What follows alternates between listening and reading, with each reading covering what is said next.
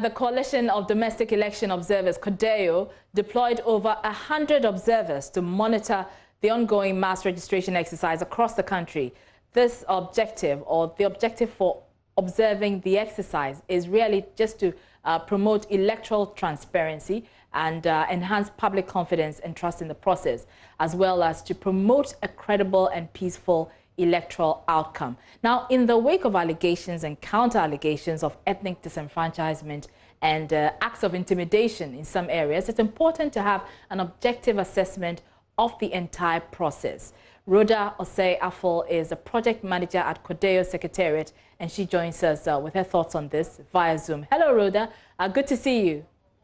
Good to see you too.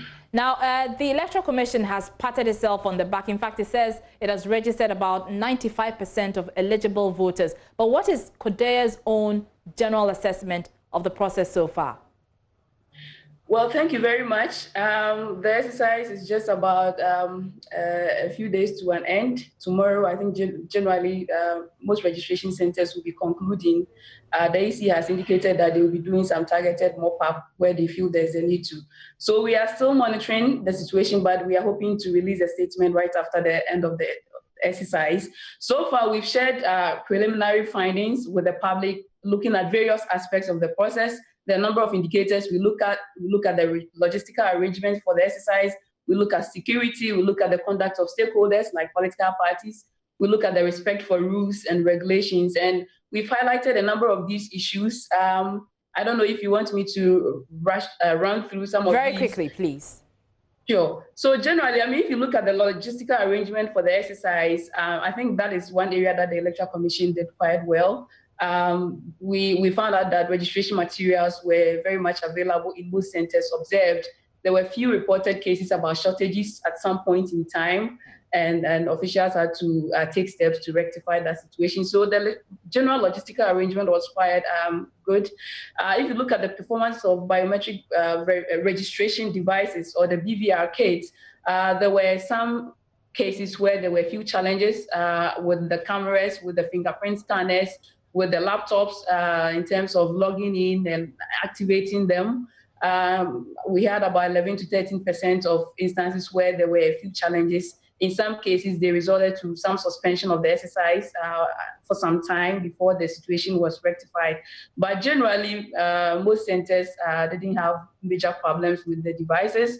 If you look at the presence of other actors like political parties, quite encouraging to show that the process is being watched by not just CODEO, but also the political parties who we know are very important stakeholders.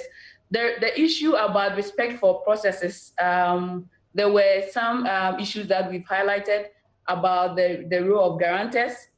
We understand that the vouching is essentially to cater for the needs of people who might not have a Ghana card or a passport.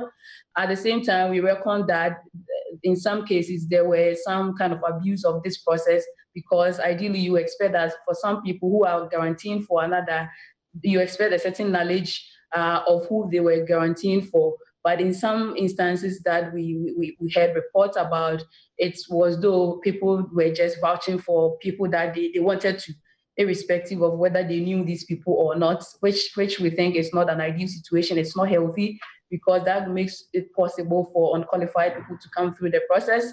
We are aware of media reports about arrest and even prosecution of some individuals who were able to register and get the card because they got people to guarantee for them, even though they were not eligible. So these are things that we think are not acceptable, and we call on Ghanaians to make sure that the right thing is being done at the right time. Right. We've had issues about the conduct of political parties, their presence at registration centers where they are not supposed to be. They have agents there, but some of them keep trooping in and creating tension in the process. We know what happened in Utu Senior East and all of that. There are other issues also about the conduct of some party agents in terms of challenging people. There were a few instances where people tried to use their own willpower to challenge people instead of using the right processes or filling a form to challenge these processes. That was not quite widespread, but we still think that the extent that these were observed, these were not helpful. There are issues about tension, about chaos, about